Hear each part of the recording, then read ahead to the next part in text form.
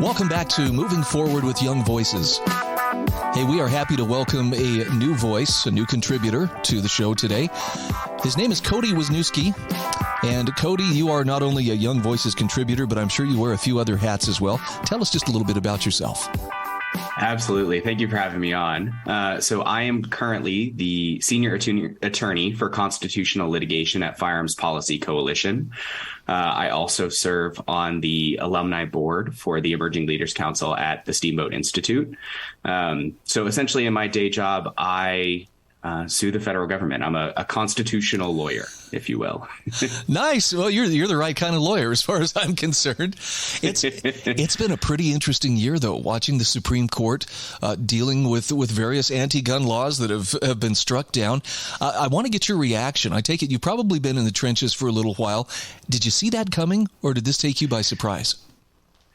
Yeah, I mean, it's hard to say, right? So it'd been a very long time since the Supreme Court had taken up a case on a Second Amendment case on the merits. The last kind of majority opinions that we've had were in 2008 and 2010, with a kind of an interim opinion in 2016 there in the middle. But, you know, it seemed very likely that the court, or certain members of the court rather, were kind of itching to address this issue, to weigh in and to kind of basically reset what the lower courts had been doing for the past 14 years, essentially. And so, I hesitate to say that I could have ever predicted that the court would, definitely take a case on the merits and would definitely come out the way that it did and in favor of Second Amendment protected rights. But it did seem like the tide was turning in our favor, at least. So in particular, the landmark decision that came down in New York State Rifle and Pistol Association v. Bruin, that seemed to open the door for a number of other anti-gun laws to go away. And I'd like to get your reaction. First of all, if you could, give us the nutshell explanation of what was at stake in New York State Rifle and Pistol Association versus Bruin, and how did it open the door to striking down a number of other anti-gun laws? Absolutely. So New York State Rifle and Pistol Association v. Bruin, on its face, addressed a permit licensing law that New York State had for carrying handguns in public. And essentially, New York was one of a minority of states that was what we called may issue, meaning even if you met all the requirements, they may issue you a permit, because they had these discretionary elements in place. And in reality, those discretionary elements were used to prohibit almost every ordinary individual in the state of New York, everyday Americans, from being able to carry firearms in public to defend themselves. So the Supreme Court reviewed that law.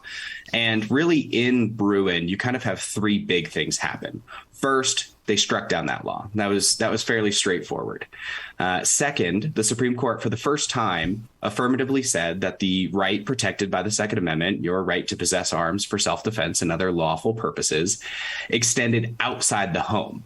Now, I know those of you that have read the Second Amendment read it, and it says keep and bear, and bear seems pretty straightforward. But this was the first time that the Supreme Court had affirmatively said, possession outside the home is protected. But then the last thing it did, which is really the big thing here, is that the Supreme Court reiterated its test from its earlier case in D.C. v. Heller, which came out in 2008. And in that case, and in Bruin, the court said that when federal courts are reviewing challenges brought pursuant to the Second Amendment, that the court has to look to the text of the Second Amendment as informed by history. So we call this kind of the original public meaning, or originalism, which is kind of a buzzword that a lot of people have heard in recent years. But essentially, it's the idea that the words on the paper of any constitutional provision, in this case, the Second Amendment, mean what they meant when they were drafted and ratified, and that amendment protects the conduct that it protected when it was ratified in 1791. And we can draw in historical analogs from that, but it's really important that the amendment means what it said when it was ratified and agreed to by the people. That puts a smile on my face. I'm just so happy to hear that such a ruling has come down. So now I have to ask, what is likely to fall next? What are some of the laws we could see go away because of this standard? Yeah, there's a couple big ones that are fairly obvious. So essentially what the courts need to do now, and what they've supposed to have been doing all along, but now they have a more formal charge, or an additional charge from the Supreme Court, I suppose, is they have to look to see if there are analogous historical laws that are related to the modern gun control laws in place. So, and the other side is the government bears the burden of proving that its law has a historical analog, which puts the weight on the government, as it should be. So, for example, one key law that any government can't draw a single historical analog to are laws regulating magazine capacity. So a number of states in the United States have, magazine bans, and essentially they prohibit the possession, the sale, the transfer of magazines that can contain more than 10 rounds of ammunition. Some states like Colorado say 15, but 10 is most common. But the key is, when you look back to the laws that existed in 1791 regulating firearms and whatnot, there are very few. There's nothing that the governments could point to as an analog. But more than that, when you look to the firearms that were in existence in 1791, it's very clear that there were firearms that existed that could, first, fire more than 10 rounds without reloading. There are, demonstratives that were presented to Congress, the First Continental Congress, that was a firearm that could fire 16 rounds without reloading. And the gentleman said he was confident that he could make it up to 20. Wow. And then, yeah, so everybody likes to say that there's no connection to our modern firearms to history, but that's just absolutely not true. The other side is there were also proto magazines around before 1791. There's a famous firearm that was patented, I think it was in the 16th or 17th century, called the Puckle Gun. And the Puckle Gun had these sets of canisters that would come with it that were preloaded. And so you could just merely replace the canister and then continue firing. So you didn't have to, reload, jam down and reload every round, or cycle through a repeating round. So there are historical analogs of firearms that could fire more than 10 rounds without reloading, and firearms that had proto magazines. And yet, even with the existence of those things, there were no regulations, no laws on the books that prohibited individuals from possessing those kinds of arms, from being able to use those to defend their families and their nation, their brand new baby nation. There was nothing in place that prevented that. So there is nothing that these state or city governments can point to in order to justify their modern bans. Let's talk about so-called assault weapons. I'm sure that this opens some interesting possibilities there as well. Absolutely. And it's much the same. So, there were plenty of firearms that existed in the founding era that people used that were functional for both self-defense purposes, but were also functional and used in war. I mean, Fowler guns. So a Fowler gun is a really interesting kind of uniquely American firearm that existed during our founding era. And basically what they were designed for is they were designed for both kind of like hunting, use in daily life, where it was a little bit difficult, sometimes even on the frontiers, but people owned them in cities and in the colonies as well. But then Fowler guns were also used in militia service during the Revolutionary War. So this idea that you can't possess a firearm that, might also function in an active theater of war is ridiculous. The only reason we have a nation in the first place is because people possessed firearms that were useful in militia service. And so it's clear that, much like the AR is often lambasted, or assault weapons, quote unquote, are lambasted because people call them weapons of war. Set aside the idea that obviously, no active military in the world uses the type of weapons that are labeled assault weapons in active service. Even if they did, it's clear that that's not a justification for a ban.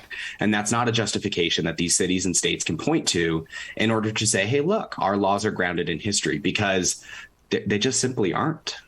So we've got about 1 minute left here, but I have to ask you this. Is there ever going to come a point where the Supreme Court or some other entity in the federal government will acknowledge that the Second Amendment was never about sport shooting or hunting? It was about the citizenry retaining the power to resist tyranny, even if it came from their own government. I think we're getting there. I think culture is shifting. I think the culture behind gun owners is really shifting. I think you're seeing more and more people that understand the real purpose of the Second Amendment. You are seeing some elected officials coming out and saying that that is the true purpose, that they understand that that's the purpose of the Second Amendment. the court is small C conservative. It doesn't like to make broad statements like that. Depending on, what executive you have in office after the next election or the election after that, I think it's very possible that becomes more mainstream. You're seeing kind of the Overton window shift on that issue. And people are really embracing the importance of not only individual self-defense, but self-defense from tyranny and the benefits of an armed citizenry. All right, we are talking with Cody Wisniewski. He is a senior attorney for constitutional litigation with Firearms Policy Coalition, as well as a Young Voices contributor.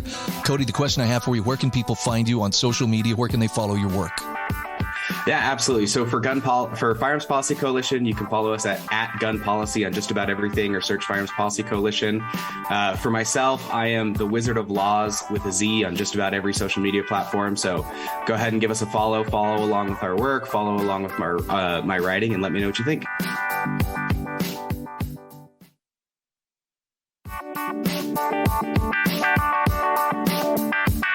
Welcome back to Moving Forward with Young Voices. Hey, we're happy to welcome Mike Viola to the show. Mike, this is my first time getting to talk with you. Tell us just a little bit about yourself, who you are and what you do. Yeah, so I work at the Foundation for Economic Education in Atlanta, Georgia, where I serve as the head of analytics there, kind of figuring out the best way to get our message out in front of Gen Z eyes and ears. Before that, I worked in finance for 5 years in Chicago. And prior to all that, this is a very circuitous route to the liberty movement. I studied poli-sci and Egyptology at the University of Chicago, which is known as a free market economics mecca, and it's where I gained my love of free markets, but I didn't actually study them. I studied something very different, but it certainly got me on the path to wanting to work in the liberty movement, and now I'm fortunate enough to do so at FEE. Well, if you're hanging with the folks from FEE, you're doing something right, because that is a great group of people. So I'm looking at an article that you've written about how excessive regulations leave us less prepared for true crises. And boy, have we got a lesson in excessive regulations this last couple of years. Let's give a couple of examples of what do excessive regulations look like? Yeah, so a couple of examples I used in the article were both agricultural, actually. One in Sri Lanka, where over the last, I think, about year and a half, their government has been imposing an all-organic agricultural regime in a country dominated by an agricultural sector, and that it is not quite as developed as much of the Western world and simply does not have the resources to make that type of switch and handle all the additional costs imposed by those types of regulations. I mean, a well-developed Western power like the U.S. probably wouldn't be able to do so either. That has led to widespread revolt, political unrest, and it's likely that this will continue for quite some time, given the economic damage it's done to normal people.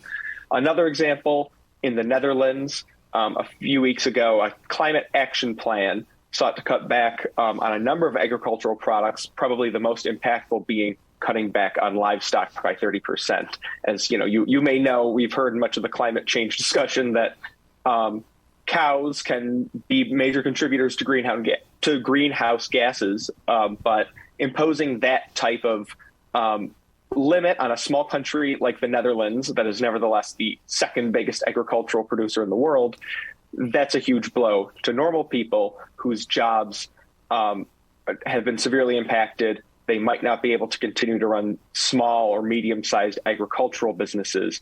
And again, that's going to lead to public unrest. The problem in both of those countries, not only do those regulations hurt normal people, but going forward, they also won't be able to handle the very complicated geopolitical situations that the world is in. They, in the midst of needing to recover from the damage of the COVID pandemic, are also kneecapping their own economy for abstract goals that are well out of our control at this particular moment. And in the Netherlands case, they're in a Europe that at this point in recent history has been beholden to Russia for much of their energy supply, all while Russia is attacking another major Eastern European power. So this is very much not the time to try this kind of experiment, if there's ever a time. But it's particularly bad amidst all of the other crises that they will need to cut back in certain areas on to tackle. Mike, I don't want to sound cynical, but sometimes I wonder if there aren't political leaders who just see crises as, opportunity. This is a chance for me to push through whatever it is that they were wanting in the first place. But this is the excuse because, look, everybody's alarmed. Everybody's, malleable, and hopefully they'll go along with it. I mean, you mentioned in your article, President Biden has enacted a number, like dozens and dozens of economically impactful policies that are very much something that we feel. I mean, every time I gas my car up, I think a little bit about Joe Biden, and it's not that kind. Right, that's very true. And it's impacted the way that people operate. You may notice in the last few weeks, gas prices have gone down a bit. That's because demand has gone down for driving. Joe Biden, of course, has been attempting to take credit for that when, in fact, his policies have become so ruinous that things are now happening in reverse. We've essentially come full circle. So that's kind of where we are. I think this is I appreciate your cynicism, as you mentioned, because I think this is almost like the other side of say, Hayek's road to serfdom argument, right? That one intervention creates problems, which breeds more interventions to meet public demand to do something. And then we continue to breed these problems and governmental solutions, right? But like you said, oftentimes leaders see that as an opportunity, like, oh, I caused this problem. Well, let me get more involved. Oh, that caused other unintended consequences. Well, I guess I'm going to have to get even more involved or take more credit for the mild solutions that we give at great trade-offs. So I think your cynicism, unfortunately, is pretty warranted. Yeah, I'm willing to let loose of it when I see something more positive. But, something you bring out in your article, and I think this was just dead on, is the costs that go along with this regulation. They can tell us, the policymakers can tell us, well, we're only doing this to save the climate or to better your life, to make things better for you. But we feel those costs because none of it comes without a pretty significant hit to the taxpayers. Right, absolutely.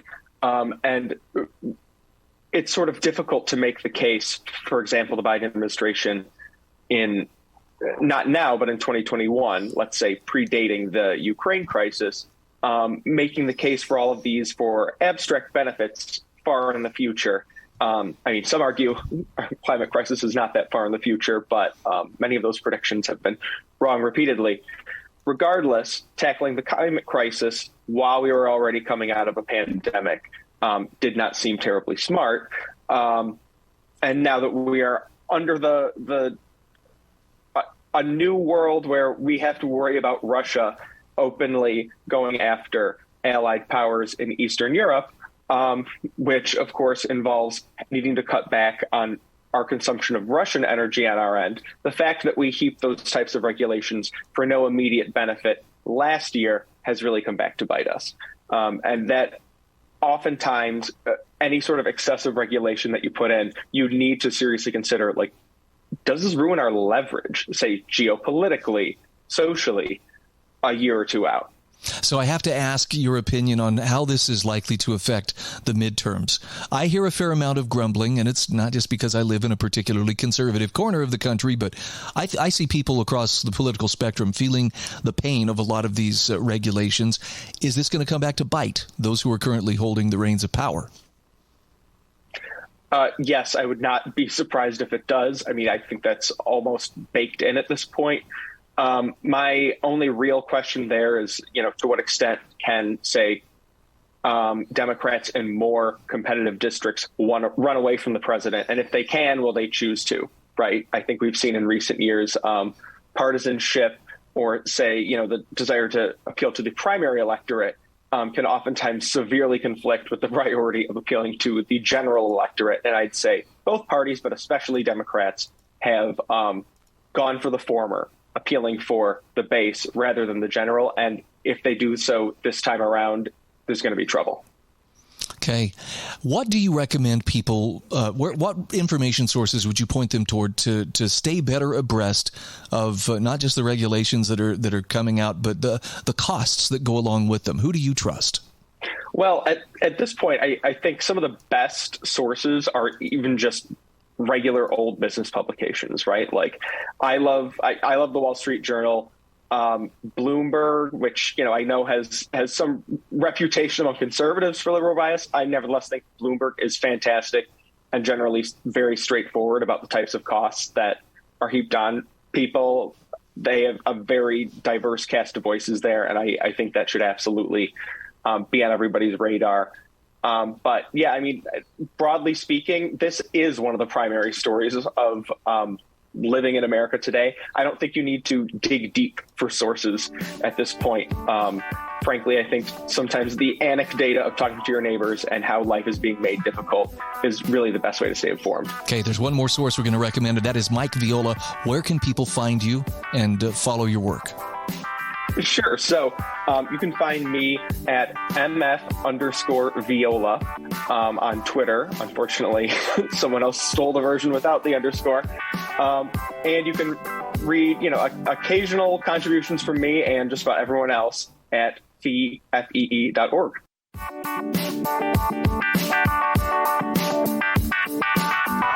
And we are back. This is Moving Forward with Young Voices. And I'm happy to welcome to the program Finesse Moreno-Rivera. This is our first time getting to meet you, Finesse. First of all, welcome to the show. Would you mind telling us just a little bit about who you are and what you do? Hi, Brian. Thank you for having me. So for the past over 10 years now, I have been an expert within the criminal justice reform field, specifically looking at the research as well as data analysis. I've worked with many criminal justice institutions, spanning from the FBI to the police department, specifically DC Police Department. And I've also done some contracting here and there as well. But overall, over the years, my main focus has been on criminal justice. Okay. I'm looking at an article that you wrote about how the U.S. war on drugs particularly has high casualties in the black community. And it's time for some solutions here. I'm sure some people will recognize the war on drugs wasn't always, a part of what our federal government was doing. But for the last 5 decades or so, they've been at it pretty hard. In your opinion, what exactly do the authorities have to show for their efforts? Overall, I think that they have very little to show. Although the article is speaking to black casualties due to the war on drugs, what we're seeing with the big picture here is that they're making the same mistakes over and over and over again. Quite frankly, the definition of insanity, if you ask me. They continuously are putting in these policies that they know are going to have dire consequences. And unfortunately, what we're seeing is these consequences being black American lives. And let's flesh that out a bit. When we talk about some of the casualties that we're seeing, particularly in the black community, what does that look like? As of right now, especially since COVID, what we're seeing is an uptick in drug overdoses all around the U.S., but specifically with black Americans. Unfortunately, given the fact that we're already lower, so to speak, on our social hierarchy totem pole, we're seeing that we're having a lot more hand-to-hand contact with our street-level drug dealers who unfortunately have their hands on more potent and deadlier drugs. And I'm not trying to be a troublemaker here, at least I hope the authorities understand this, but the prohibition itself is really what empowers those people out there on the street corner selling drugs, because they can make fantastic money thanks to the artificially limited supply that's made possible through official prohibition. Absolutely. And what we're seeing is the minute that you put up a barrier, you always find loopholes or ways that they can get around this, which is why we're seeing more deadlier drugs here out on the streets, as well as these individuals who become used to policies and regulations and find ways around them. A perfect example would be our opioid epidemic as of right now, specifically fentanyl. As we know, dating back to 2018, the Trump administration actually went to China and discussed with them how they can better regulate fentanyl, as the majority of this chemical is coming from their country. However, unfortunately, what we've been seeing is that there are chemicals that mimic fentanyl that we can put together that will still give that same effect. So really, the prohibition of drugs has been an absolute disgrace to the American people. It has continued to make the war on drugs even worse, or pretty much just a failure in itself. You know, it's been interesting, too, to watch how many states have taken, you know, and maybe I'm wrong in referring to this as a lesser drug, but marijuana has been medically available as well as recreationally available at least since 2012 in a number of states. I think we're up to, you know, almost half the states have some legal way of accessing it. But it seems like the federal government particularly has dug its heels in. They do not want to make any changes to the drug schedules. Why is it in their interest to hang on to keeping this illegal? The thing about scheduling of drugs is that, as you may know, and our listeners as well, is that it's based off of its addiction level, how likely it is to be abused, as well as its therapeutic use or medicinal use, if you will. What's interesting about marijuana as well as fentanyl is they are now Schedule I items. Although both of them can have both of them also have been proven to have therapeutic use within them. What's really important to note here is that fentanyl has continued to remain a Schedule I drug. However, because of Schedule I, we are unable to really dive into the therapeutic use, which is a shame because we also know fentanyl has been used for cancer patients in mitigating pain in the past. What's also important to note is that because FDA can't really get their hands in there and figure out how therapeutic these fentanyl-like substances can be, some of them have been shown to reverse the effects of an overdose. So it's something similar to Narcan. The reason why this is so important is because as we continue to see deadlier drugs, such as benzodope, these types of mixtures of drugs actually do not respond to Narcan, so the rate of overdoses are extremely more high.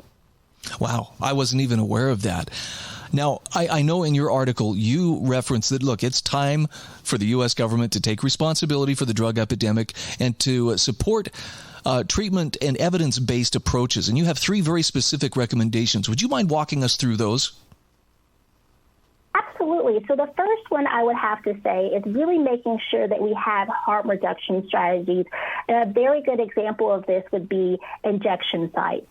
As you know, and I'm sure many have heard or even know of some within their city or even their state, just having those harm reduction programs such as safe injection sites really does minimize the rampant spread of diseases that we see, as well as the health issues that these individuals are faced from day to day just by their drug abuse. A second harm reduction angle that could be used is also the fentanyl strip test, which has been something that's been very much advocated for. However, unfortunately, throughout many of the states within the U.S., a lot of our policymakers are seeing this as condoning the testing strips rather than them be life-saving, which, again, looking at harm reduction is all about how we can meet these individuals where they are now and the long-term goal, which is reducing the drug overdoses. And the very last solution that I give, and I know is rather extreme, I know for a lot of individuals, is just decriminalizing drugs altogether. I know a lot of people automatically go to Portugal as an example, but please note in 2020, our very own state of Oregon went through and passed a policy based on the popularity of its own population to say it's okay for us to decriminalize all drugs, but a certain amount, a very small quantity. And that's still ongoing in Oregon as of right now and being studied. I'm glad you mentioned a handful of solutions that can help. I'm so happy that you mentioned Portugal, because I remember when Portugal, decriminalized most every drug and moved it from being a criminal problem to more of a health care problem. And they saw some very amazing results. But there were skeptics. We've had some time to see how that was going to pan out for them. And it sounds like it's panned out very, very well. In the U.S., that's going to be a little bit harder sell, if only for the reason government derives so much power from keeping the drug war alive. And I'm not trying to talk down, police officers and, judges and detectives. And I know that they're trying to do what they hope is the right thing, but they're not seeing the unintended consequences that you very clearly have outlined in your article. Absolutely. And again, what we're seeing here is the ongoing feed into corruption, into disease, into racial bias, into deaths. And, there comes a time when you really have to look at your actions, take responsibility, and say, where have we gone wrong and how can we fix it? And unfortunately, up to this point, our government has decided that this is not where they are as of right now. They will continue to create the same policies. And unfortunately, Black individuals are the ones who continue to pay for it. Finesse, I wonder how many people would remember or understand that prior to 1914, there really were not many drug laws in the U.S. Basically, you could go to the pharmacy, you could get opium, you could get cocaine, you could get heroin if you wanted to. But the responsibility was on the individual as opposed to, society needs to step up here and protect you. That all changed in the early 20th century. We're down to about a minute left here. Any thoughts that you would like people to take away from our conversation? If there's one thing they remember from what they've heard from you today, what would you want that to be?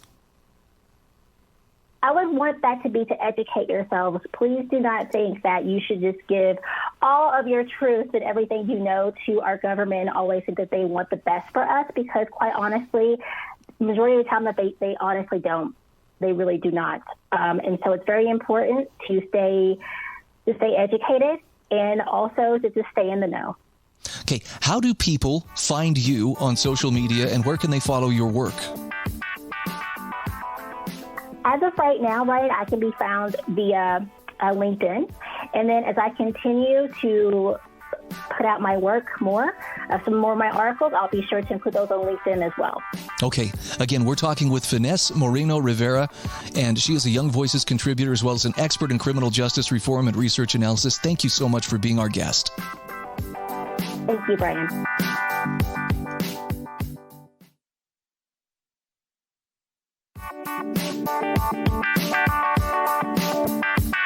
Welcome back. This is our fourth and final segment today on Moving Forward with Young Voices. And again, I'm happy to welcome yet another new voice to the program. Her name is Quinn Townsend. And Quinn, I would love it if you would tell us just a little bit about who you are and what makes you tick. Sure. Thanks for having me on. My name's Quinn Townsend. I'm the policy manager at Alaska Policy Forum, but I live in West Virginia. I am a mountaineer, so I got my master's degree in natural resource economics from West Virginia University, and that's where I am now. Okay. I'm looking at an article that you wrote for Real Clear Energy about how beefing up the EV or electric vehicle tax credits won't help climate change. And I got to tell you, my interest picked up right away because it sure seems like there is a major push to get as many people as possible into electric vehicles. Give me, if you would, kind of the lay of the land. Where are we right now in terms of energy policy, and why is this push for EVs so strong right now? Yeah, EVs are increasingly popular, and there's a lot of new companies entering the market. And as many people know, I'm sure, the U.S. government has, policymakers in the U.S. have really been pushing climate change policies. So policies to address and roll back the effects of climate change. And electrical vehicles, so EVs, are one really big push that policymakers are making so that people switch to electric vehicles rather than their gas guzzling vehicles. Speaking of gas-guzzling vehicles, I heard from a friend earlier today that one of the parent companies for Dodge and Chrysler just announced that the Dodge Charger and the Dodge Challenger, there will be one more model year for each of them, and then they're done. And the move is toward electrification and EVs. So even the mighty have fallen, so to speak. Yeah, that's interesting. Talk to me about the Inflation Reduction Act. I know this was recently passed, and I understand that this includes some goodies, not just for inflation, but also for tax credits for new and used electric vehicles. What's the story there? So there's a large portion of the IRA, the Inflation Reduction Act, is addressing climate change. And one portion of the climate change part of the bill is a tax credit, several different tax credits for EVs. And the main tax credit is, it's like $7,500 tax credit for you to buy an EV, as long as if you're buying a sedan, it must cost less than $55,000. And if you're buying an SUV or a truck, so a larger vehicle, it must cost less than $80,000. And then, of course, there's also income caps. So if you're a 2-income household, you're not eligible for the tax credit if you, as a household, make more than $300,000. And then I believe for a single individual, it's $150,000. There's also a tax credit, a smaller tax credit for used EVs and hybrids. That's up to like $4,000 is the tax credit. So that's the background on what the tax credit is. Wow. I guess I'm not that surprised, but it sure seems that there's a determination on the part of government to get as many people into these EVs as possible. And I just want to get your opinion. Is this a good thing, or is this something, will the free market ever catch up to where naturally people want, the demand for vehicles is so high that, you would see numerous companies starting up? It just seems like there's a lot of red tape, no matter which direction I look on this one. There's a lot of red tape involved with electrical vehicles from several different fronts, not just what I wrote about in my op-ed. But maybe I'm optimistic, but I really think that the market could get there on its own without policymakers pushing this on manufacturers and families, because there are so many startups so many EV startups that I don't even know the names of.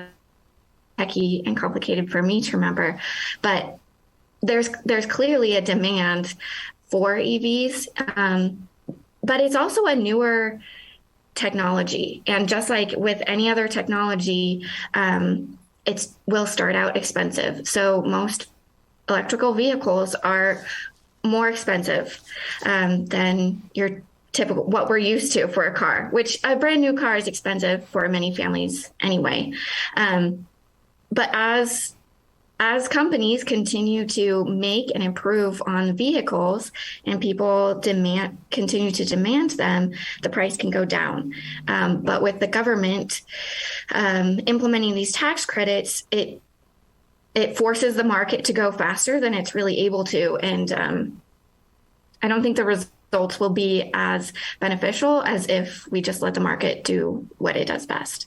Something you point out in your article, too, is when it comes to these EVs, the batteries and then the rare earth minerals and the things that go into making those batteries, that's not something that we are currently in a position, here in the U.S., to do at a large scale. Now, we could get there, but it sounds like we're getting kind of mixed signals from the Biden administration in that it sounds like they've actually restricted access to a couple of mines that could be helping us, have a little more self-sufficiency in terms of having the raw materials to create those batteries. Yes. So the Biden administration back in April implemented the DPA, which is the Defense Production Act, to try to push the extraction of critical minerals in the U.S. because China specifically owns the lion's share of extraction and processing in critical minerals, which we need to make the batteries for EVs. So the argument from the Biden administration in implementing the DPA for critical minerals is that the U.S. needs to be doing this because we don't want to rely just on China. However, at the same time, the Biden administration has also been throwing up lots of red tape to avoid approving many mining operations in the U.S. For the critical minerals that we need for EV batteries. So it's just very contradictory policies and language saying we need to extract these minerals in the U.S. where we can do it cleaner and more ethically than places like China. But then they're throwing up lots of red tape so that it can't actually happen. Yeah, I mean, something you pointed out in your article here about, the Made in America requirement that's put on these EV companies if they want to receive this tax credit under the Inflation Reduction Act. That's not going to make it very easy for them when we can't provide the materials so that they can make them here in America. Right. The requirement in the IRA is that the final assembly of the vehicle must be in North America, I think, which is effective as soon as President Biden signs the bill. So pretty soon. And then there's requirements for how much of the minerals for batteries, which I think is by 2025 is almost 0% needs to be, almost 100% needs to be extracted from the U.S. or a country with which we have a free trade agreement, which the U.S. has plenty of mineral deposits. But again, because of red tape, it's really hard to get a mine approved in the U.S. Yeah, it's something you point out again here too is if we really want to incentivize EV companies to continue to build, improve, and to make these vehicles affordable to where everybody can afford to get one, subsidizing them through these tax credits really isn't the way to do it. Now, you actually had some pretty good suggestions as to what policymakers might do. Would you care to share those with us? Sure. Well, my blanket suggestion is just to get out of the way. Amen. There are so many innovators and entrepreneurs who, when it comes to EVs and batteries and mining, know much more than me and much more than policymakers. And if policymakers could just get out of the way and allow them to do what innovators do best, they could really allow the market to flourish and create the change that we want. Is it likely that they're going to get out of the way? Because right now it sure seems like the regulatory footprint is growing. Like yeah. What are some of the companies that you're keeping an eye on as far as EVs? You mentioned in your article, under some of the conditions of the Inflation Reduction Act, for instance, only the big companies are the ones that really seem to have the resources or advantage to be able to make it work. But are there up-and-coming companies that might still make it? Or are there some that have caught your interest? I mean, one that I've seen lots of the media talking about a lot is a company called Rivian. And I know that they don't have their vehicles on the road yet. There's multiple, but the companies that are already established, so Ford, Tesla, they're the ones that can switch their supply chain, whereas those startups. Okay, Quinn, unfortunately we are up against the clock here, but tell people where they can find you on social media. Sure. I'm Quinn Townsend 1 at Twitter.